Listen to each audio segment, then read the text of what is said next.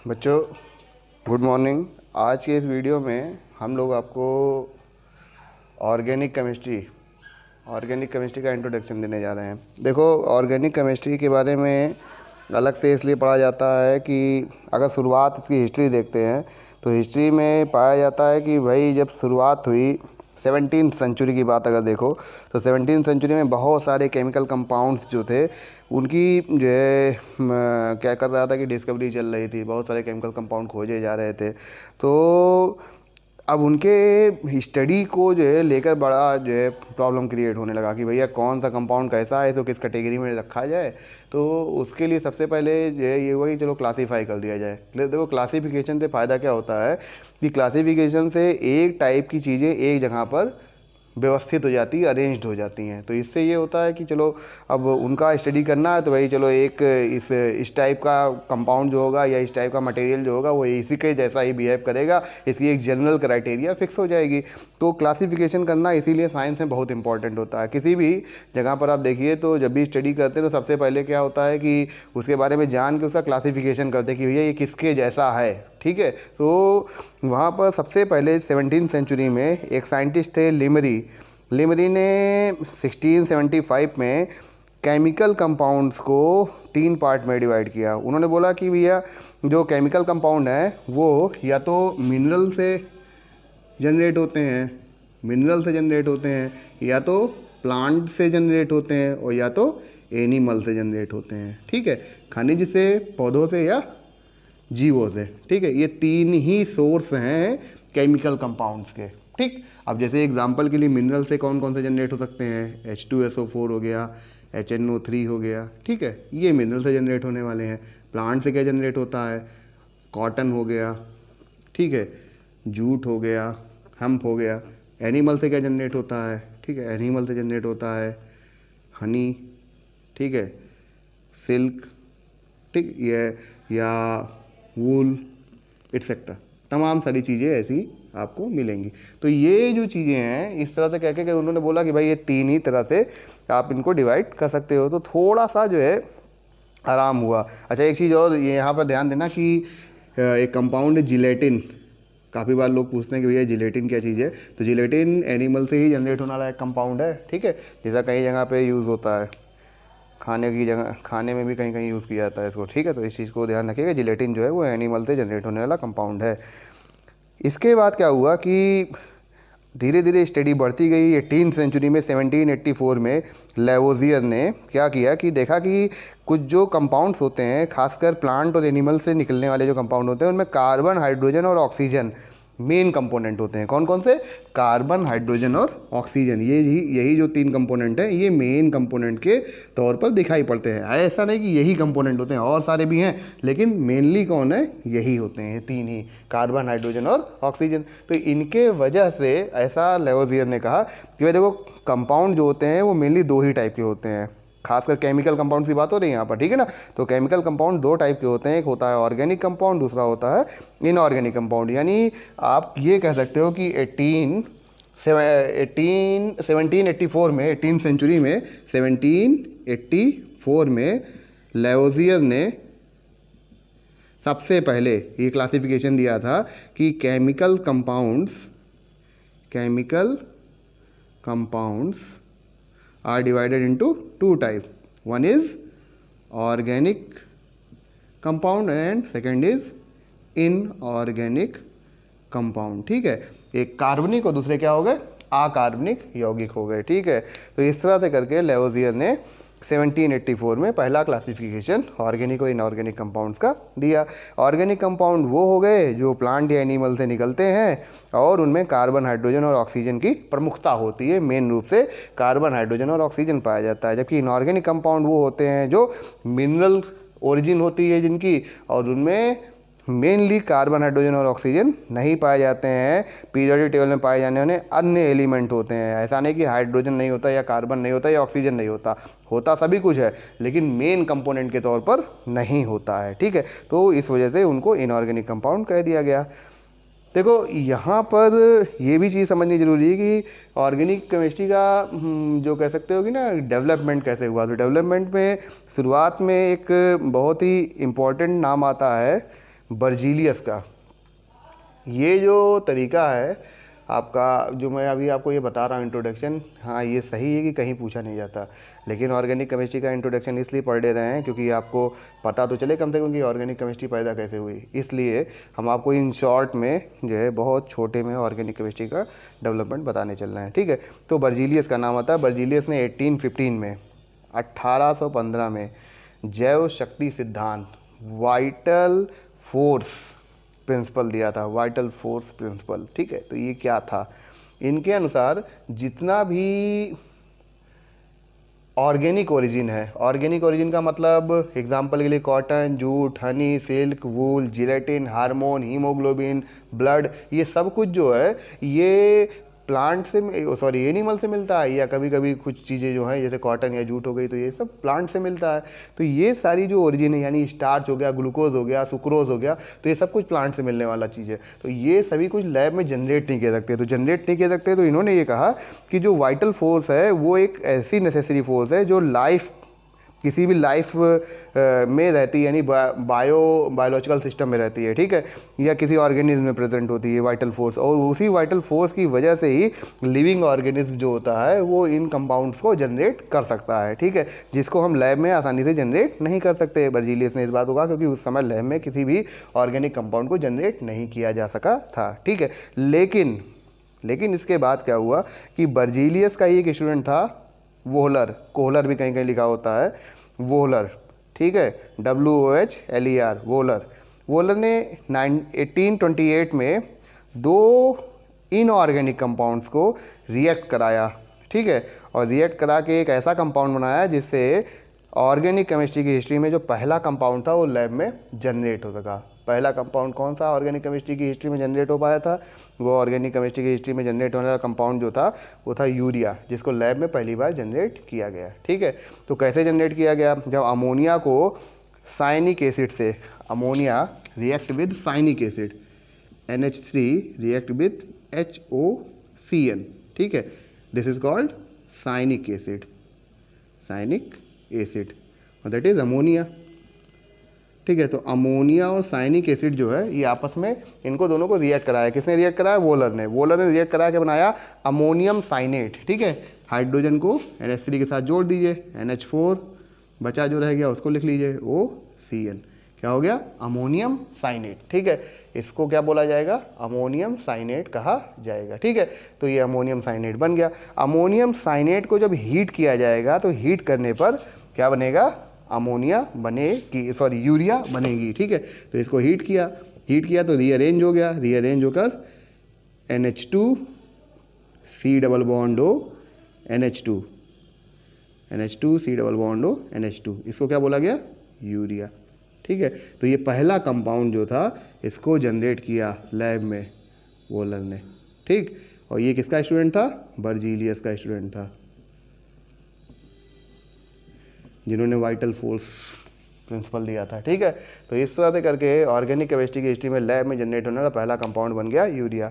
Urea के बाद तो जैसे लाइन लग गई, फिर लाइन लग गई कोल्बे, एक महान वैज्ञानिक जिन्होंने 1845 में कार्बन, हाइड्रोजन और ऑक्सीजन इन तीनों को मिलाया और एसिटिक एसिड का निर्माण किया, ठीक है, CH3COH। और उसके बाद बर्थोले ने 1856 में क्या किया? कार्बन और हाइड्रोजन को मिलाकर मेथेन का निर्माण किया। कार्बन और हाइड्रोजन, कार्बन सॉलिड को हाइड्रोजन के साथ रिड्यूस करा दिया, क्या बन गया?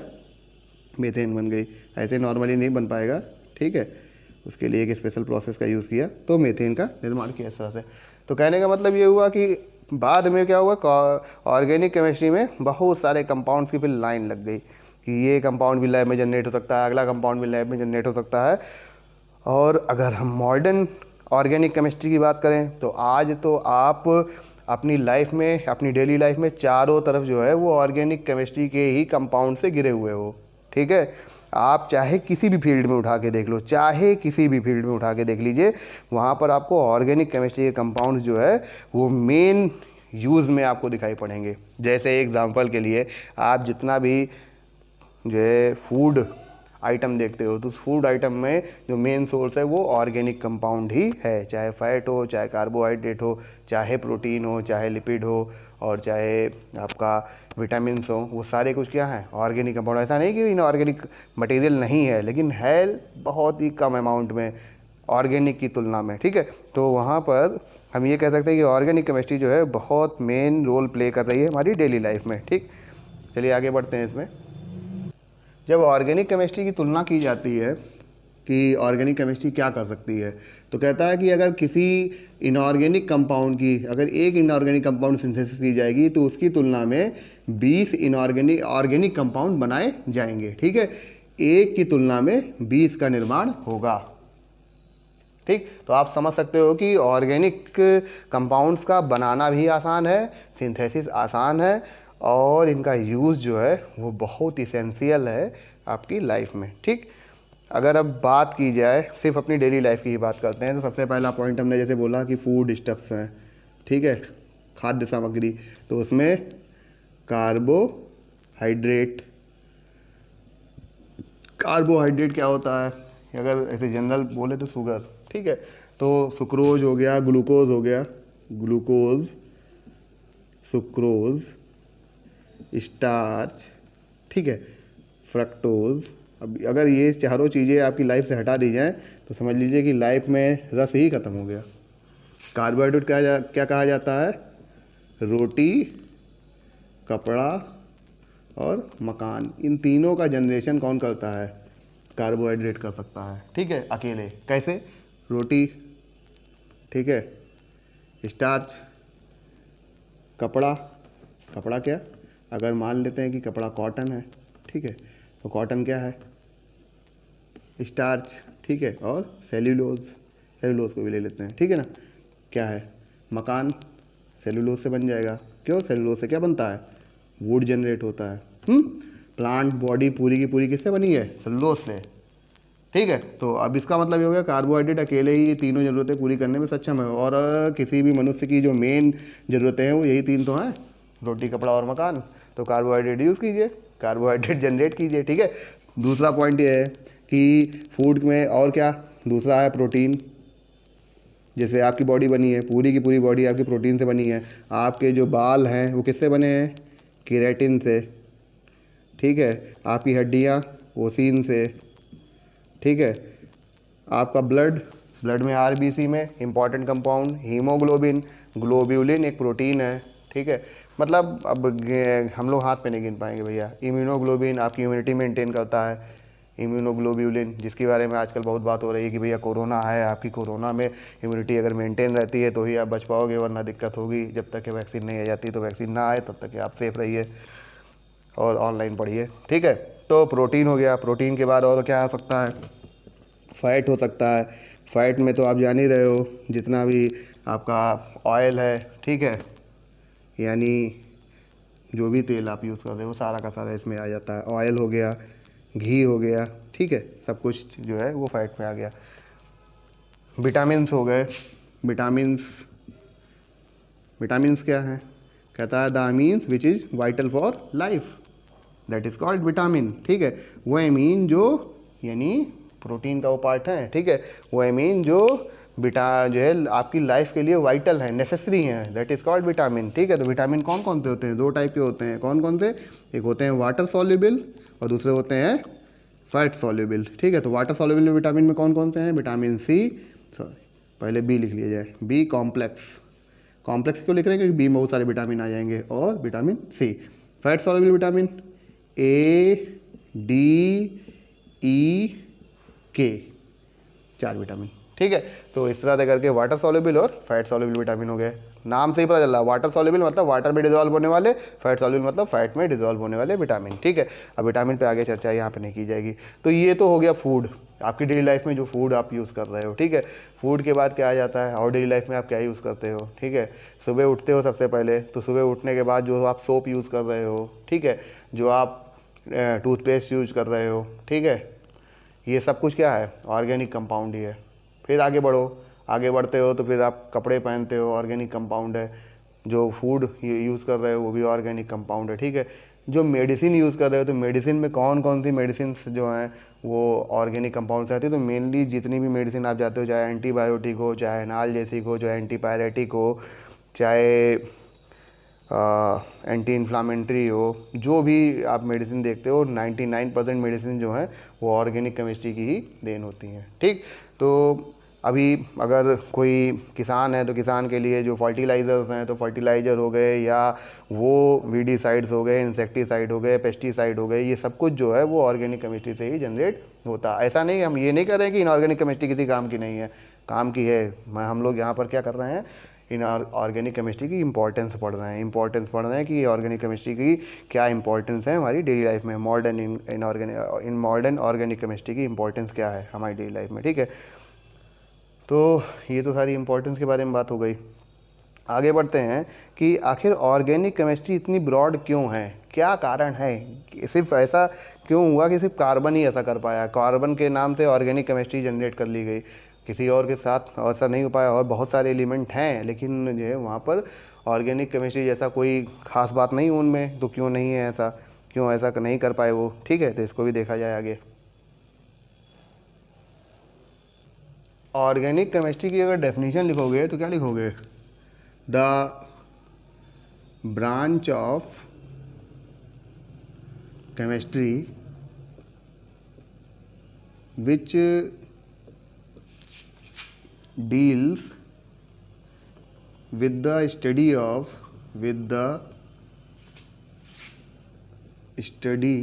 of organic compounds with their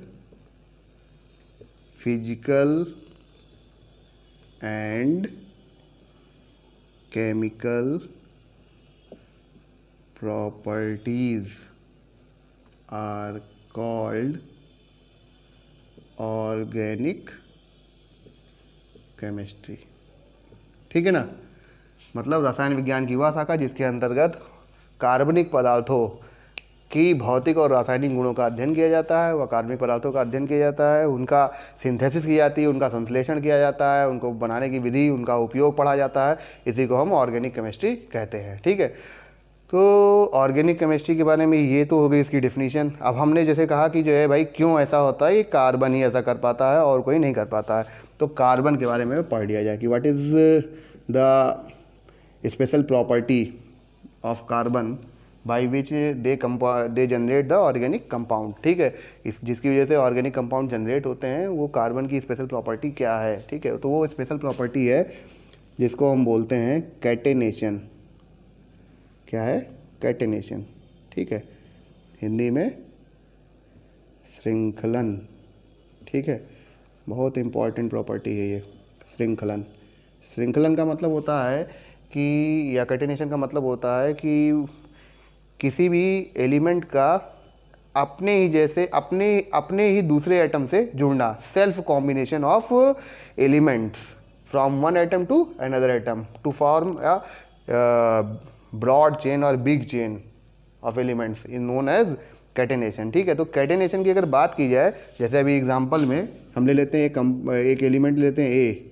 ठीक है, ए अपने जैसे दूसरे सारे ए से जुड़ता जा रहा है। ठीक, बी भी जुड़ रहा है लेकिन बी 3 ही मॉलिक्यूल जोड़ पाता है, सी 3 ही एटम जोड़ पाता है और सी 2 ही एटम जोड़ पाता है, ए ने 4 जोड़ दिए।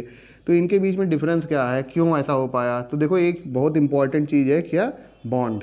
क्या है, बॉन्ड। ये बॉन्ड क्या रोल प्ले करती है। ठीक है, तो इस बॉन्ड के बारे में आपको पढ़ना जरूरी है कि बॉन्ड क्या रोल प्ले करती है किसी 2 एटम को जोड़ने में। देखो बॉन्ड जो होती है वो मेनली 3 टाइप की होती है। कौन कौन सी 3 टाइप की बॉन्ड्स हैं, ठीक है, जिनको हम बोलते हैं आयनिक बॉन्ड, कोवैलेंट बॉन्ड और कोऑर्डिनेट बॉन्ड। ये 3 टाइप की बॉन्ड होती है, जानते हो सभी लोग। इसको क्या बोलते हो, आयनिक, हिंदी में आयनिक ही बोलते हो, या वैद्युत संयोजक बंध बोलते हैं, इलेक्ट्रोवैलेंट बॉन्ड। ठीक है, कोवैलेंट का मतलब सहसंयोजक और कोऑर्डिनेट का मतलब हो गया उपसहसंयोजक बंध। ठीक, तो ये जो तीनों बॉन्ड होती हैं इसमें स्ट्रॉन्गर बॉन्ड कौन सी होती है? आयनिक बॉन्ड होती है। क्यों? क्योंकि वो एक इलेक्ट्रोवैलेंट अट्रैक्शन फोर्स है, ठीक है। तो वो attraction force is stronger force than the covalent and coordinate bond. और कोऑर्डिनेट बॉन्ड या कोवैलेंट बॉन्ड जो होती है वो शेयरिंग ऑफ इलेक्ट्रॉन है, शेयरिंग होती है इलेक्ट्रॉन की, ठीक है। तो इलेक्ट्रॉन जो होते हैं वो सेम चार्ज होता है, तो एक कभी कभी ये ऐसा नहीं कि जो है इलेक्ट्रॉन जो है एक दूसरे को अट्रैक्ट करने लगते होंगे, वो तो बस एक कह सकते हो कि न्यूक्लियर फोर्स की वजह से क्या होता है, आपस में आके जुड़ जाते हैं, ठीक है। वरना वो न्यूक्लियर फोर्स अगर एब्सेंट हो जाए तो क्या होगा, तुरंत के तुरंत तो दोनों एक दूसरे को रिपेल कर देंगे, ठीक।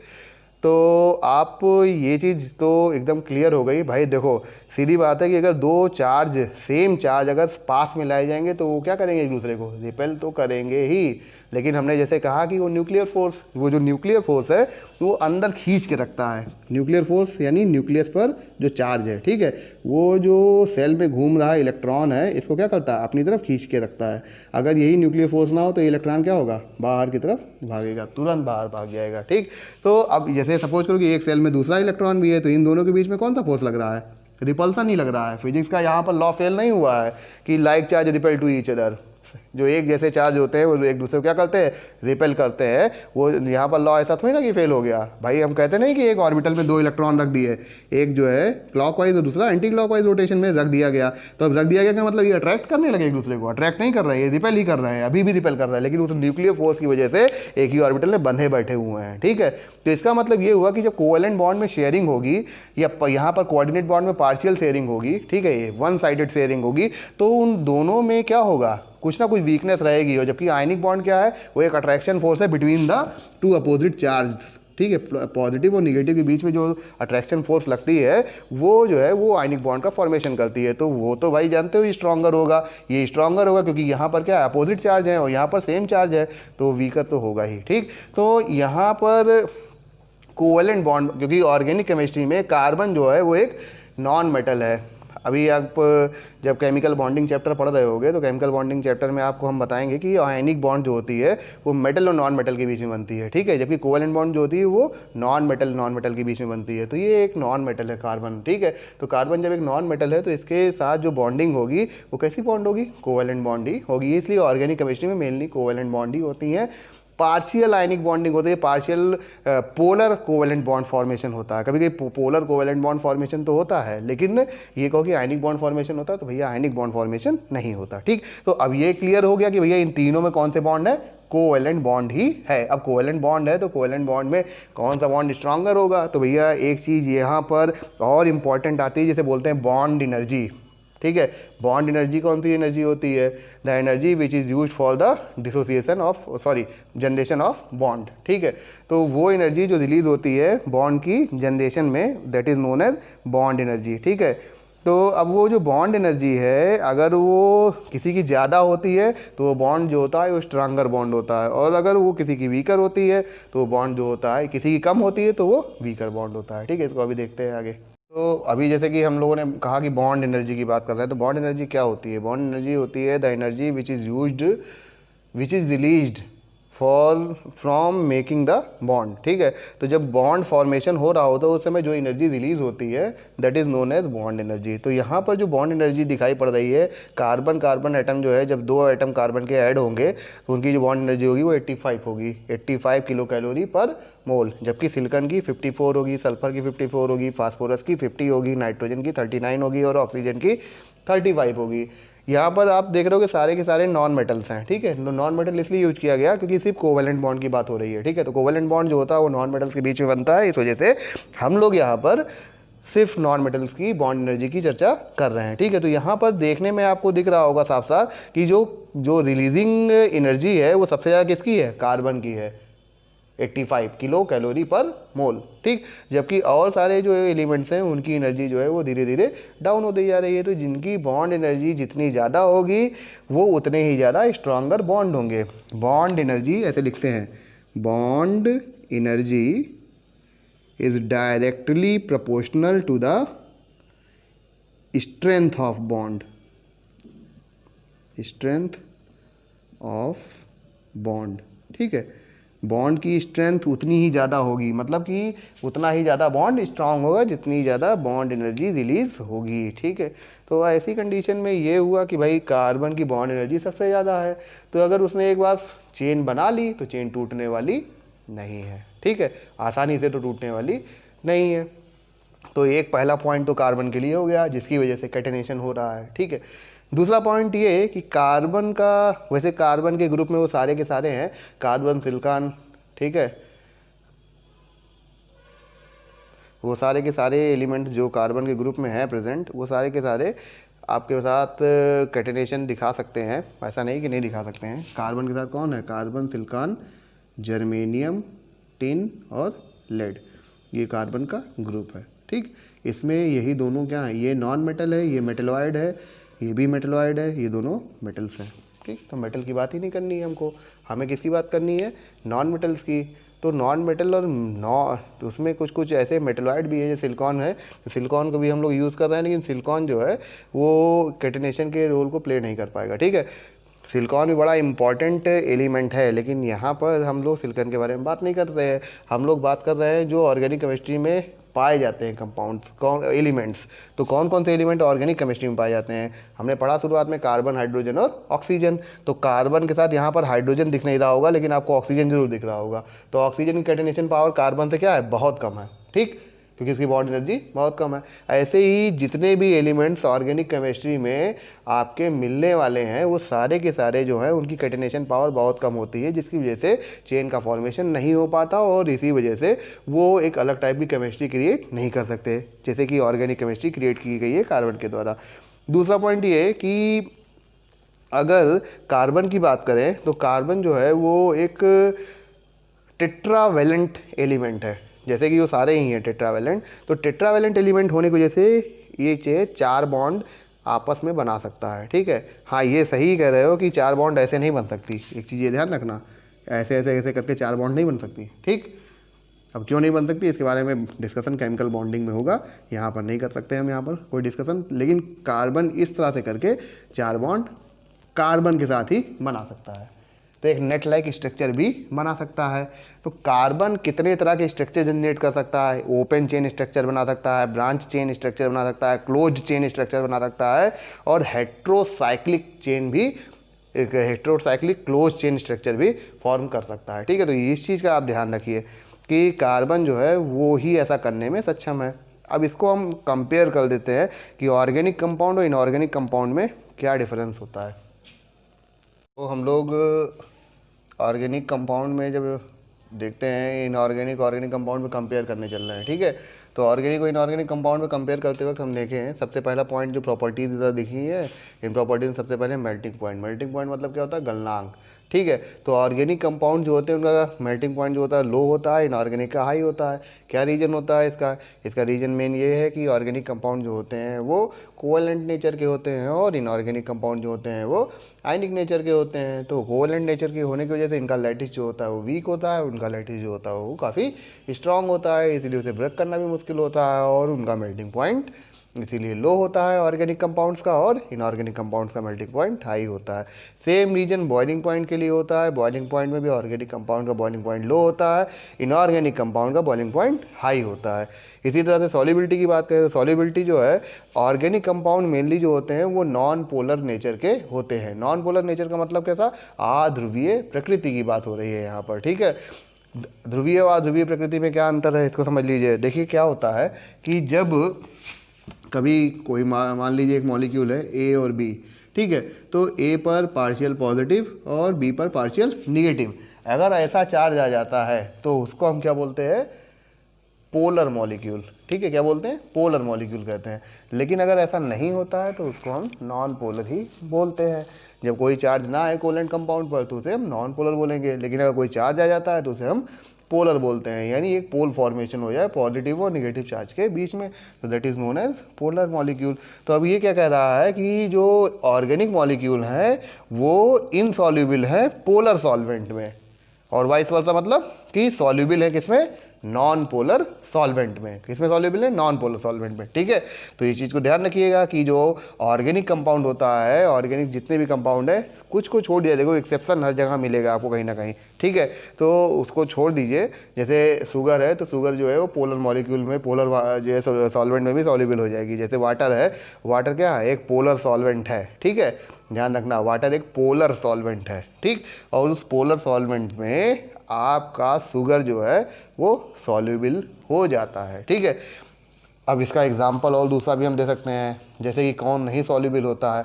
आप वाटर में डिज़ोल्व करना चाहें कपूर को, ठीक है, तो वो सॉल्युबल नहीं होगा। नेफ्थलीन बॉल को सॉल्युबल करना चाहें तो वो सॉल्युबल नहीं होगी, ठीक है। तो ऐसे बहुत सारे इनऑर्गेनिक कंपाउंड भी होंगे जो नॉन पोलर होंगे और वाटर में सॉल्युबल नहीं होंगे। तो ये देखो, ये एक जनरल प्रॉपर्टी है, ठीक है, ये चीज़ ध्यान रखना, ये जनरल प्रॉपर्टी है, वहाँ पर एक्सेप्शन नहीं पड़ेगा। केमिस्ट्री में एक्सेप्शन बहुत सारे होते हैं, ठीक है।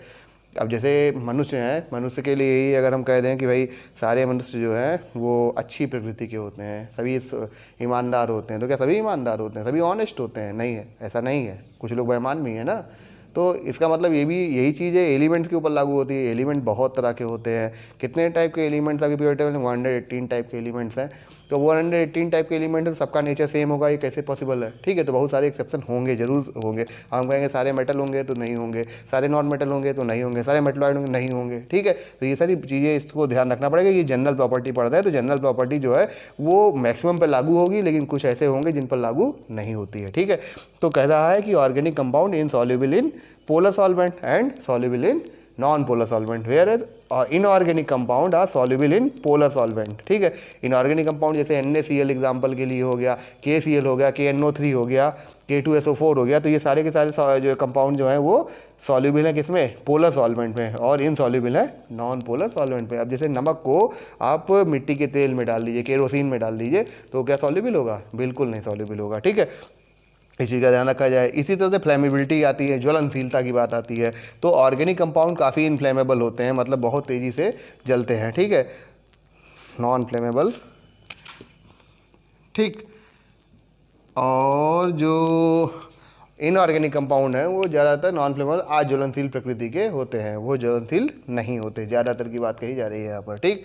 आगे हैं कंडक्टेंस की बात करें तो कंडक्टेंस देखो ऐसे नहीं देख रहा है। कंडक्टेंस देख रहा है कि जब उसे सॉल्युबल कर दिया जाएगा, किसी सॉल्वेंट का फॉर्मेशन कर, सॉल्वेंट के साथ सॉल्युबल करके एक सोल्यूशन बना लिया जाएगा। तो जब सोल्यूशन बना लिया जाएगा उस समय कौन कंडक्टिंग होगा, कौन नॉन कंडक्टिंग होगा, क्योंकि सॉलिड स्टेट में जो है जो सिर्फ मेटल हैं वही क्या है? कंडक्टर इन नेचर रहते हैं, ठीक है, कंडक्टेंस उनमें पाई जाती है। तो अब कंपाउंड में जैसे सोडियम क्लोराइड है, NaCl, नमक जो है, अगर इस पर करंट फ्लो कराओ तो करंट फ्लो करेगी? नहीं करेगी, सॉलिड स्टेट में करंट फ्लो नहीं करेगी, ठीक है।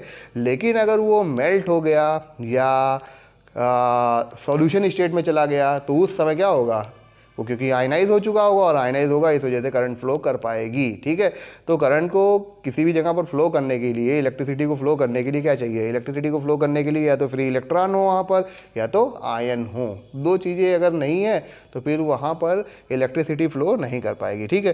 तो जो ऑर्गेनिक कंपाउंड होते हैं वो आयनाइज नहीं होते, इस वजह से नॉन कंडक्टिंग इन नेचर होते हैं। जबकि इनऑर्गेनिक कंपाउंड जो होते हैं वो अपने सोल्यूशन में 99% या 99% जो होते हैं वो आयनाइज हो जाते हैं। मतलब 99% तक आयनाइज नहीं होते हैं। हम परसेंट डिसोसिएशन नहीं बताने चल रहे हैं यहाँ पर, परसेंट आयनाइजेशन कितना परसेंट आयनाइज होते हैं तो कहते हैं 99, नहीं, ऐसा नहीं कहते बिल्कुल भी।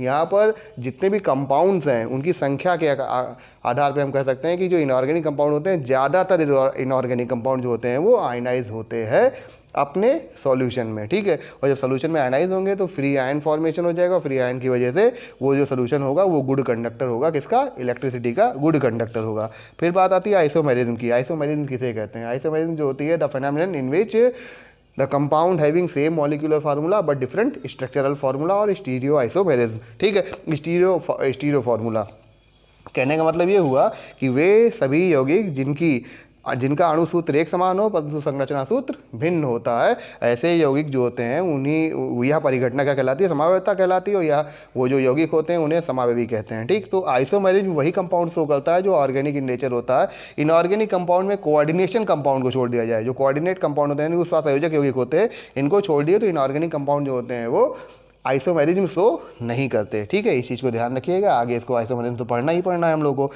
अब रेट ऑफ रिएक्शन मतलब अभिक्रिया की दर, तो rate of reaction in organic compound की जो होती है वो स्लो होती है और इनऑर्गेनिक कंपाउंड की फास्ट होती है। क्यों? क्योंकि ये आयनिक नेचर के होते हैं और आयनिक रिएक्शन जो होती है वो काफ़ी तेज़ी से होते हैं, यहाँ हुआ बॉन्ड फॉर्मेशन या बॉन्ड ब्रेकिंग नहीं होनी होती है। ठीक है, सिर्फ इंटरेक्शन होता है, तो इंटरेक्शन लूज हुआ और अगला इंटरेक्शन चालू हो गया।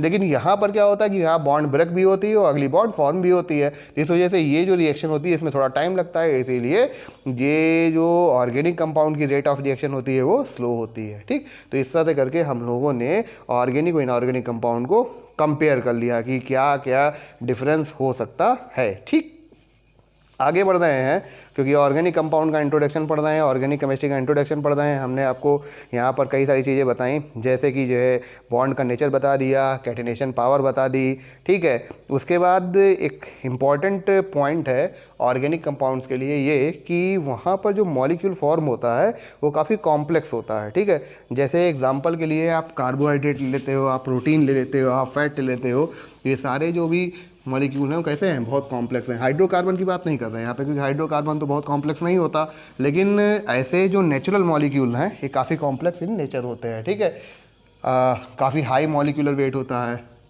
आप लिख सकते हो, जैसे हमने सबसे पहले क्या लिखा था, कैटिनेशन। ठीक है, कैटिनेशन, और इसके बाद क्या हो जाएगा, कैटिनेशन के बाद दूसरा हो जाएगा nature of bonding. Nature of bonding. तीसरा पॉइंट क्या हो जाएगा इसमें, तीसरा पॉइंट हो जाएगा कॉम्प्लेक्सिटी। Complexity of molecule. ठीक है, तो मॉलिक्यूल काफ़ी कॉम्प्लेक्स होते हैं। इसमें एग्जांपल दे रहा है प्रोटीन का। ठीक है, प्रोटीन का स्ट्रक्चर अगर आप पढ़ेंगे तब जानेंगे, आगे देखा जाएगा इसको भी। आगे आता है कॉम्प्लेक्सिटी के बाद high molecular weight. High molecular weight, कारण क्या होता है इसका, इसका कारण जो सीधा सीधा है पॉलीमराइजेशन।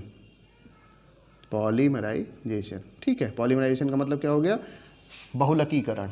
ठीक है, क्या होता है कि जैसे एग्जांपल हम बहुत छोटा सा आपको देते हैं कि N मॉलिक्यूल ले लिया गया, CH2 double bond CH2 double bond CH2 क्या है, एथिलीन है। क्या है, एथिलीन गैस। ठीक, इसको हाई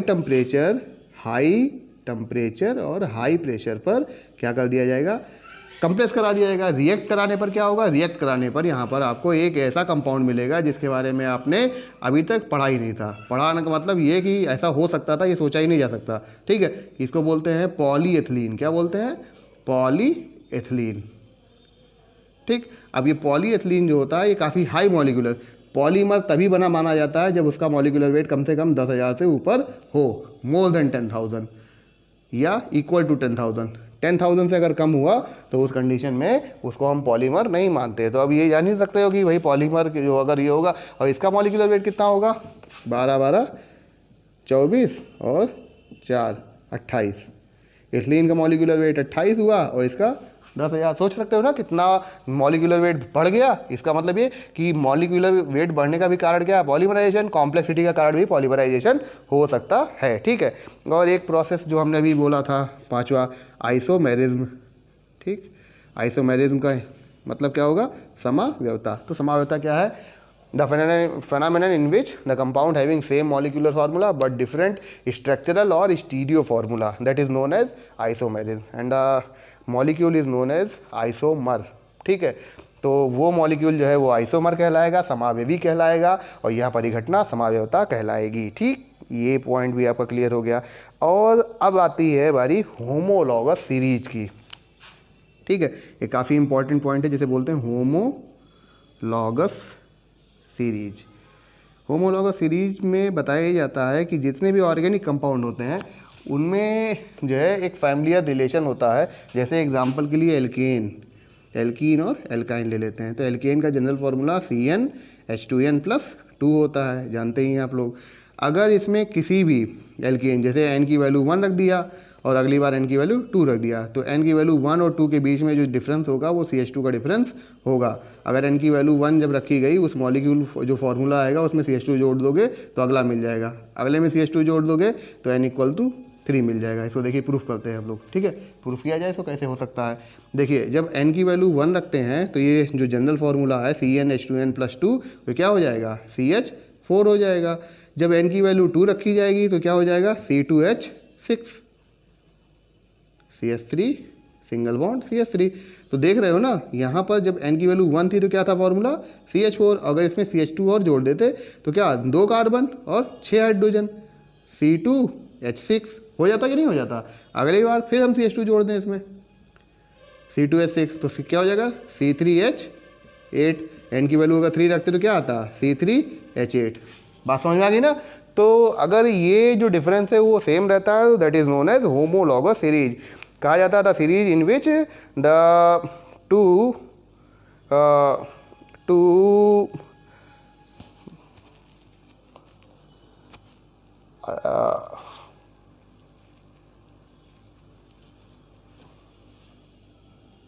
सीरीज क्या हो जाएगी, होमोलॉगस सीरीज ये होगी कि the series in which two continuous member of the series having same difference of the molecule is known as homologous series। अब देखो यहाँ पर homologous series की अगर बात कर रहे हो तो homologous series में अगर आप देखो तो लिख रहा है CH4 है, अगला C2H6 है। दोनों के बीच में डिफरेंस कितने का CH2 का। अगला देखो C2H6 और C3H8 बीच में डिफरेंस कितना CH2 का। ठीक, ये सेम डिफरेंस एल्केन और एल्काइन में मिल जाएगा आपको। एल्केन का फॉर्मूला आपने लिख लिया CnH2n+2। एल्कीन का फॉर्मूला क्या हो जाएगा, एल्कीन का आपका फॉर्मूला हो जाएगा CnH2n और एल्काइन का फॉर्मूला जनरल फॉर्मूला है CnH2n-2। अगर इसमें आप सब में आप रख के देख लीजिएगा, आप रख के देखोगे तो पाओगे सभी होमोलॉगस सीरीज को फॉलो करते हैं। तो यहाँ पर एक पॉइंट ये भी क्लियर हुआ कि भाई ऑर्गेनिक कंपाउंड जो होते हैं वो होमोलॉगस सीरीज को फॉलो करते हैं। ठीक, तो इस तरह से करके हम लोग अब ऑर्गेनिक कंपाउंड की जनरल प्रॉपर्टी के बारे में थोड़ा बहुत जान गए।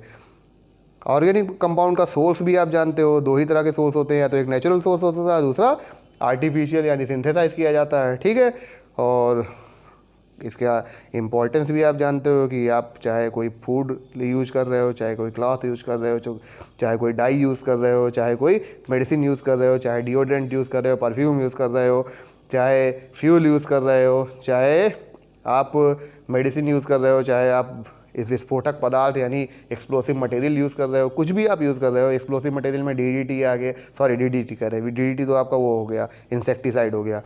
जो एक्सप्लोसिव मटेरियल है इसमें नाइट्रोग्लिसरीन आ गया और TNT आ गया, TNB आ गया, ठीक है, डायनामाइट हो गया। तो ये सारे एक्सप्लोसिव मटेरियल हो गए। तो ऐसी बहुत सारी चीज़ें जो हैं वो ऑर्गेनिक कंपाउंड से ही बनी हुई हैं। ठीक, तो ये हो गया इंट्रोडक्शन ऑर्गेनिक कंपाउंड का। कंप्लीट होता है यहाँ पर इंट्रोडक्शन।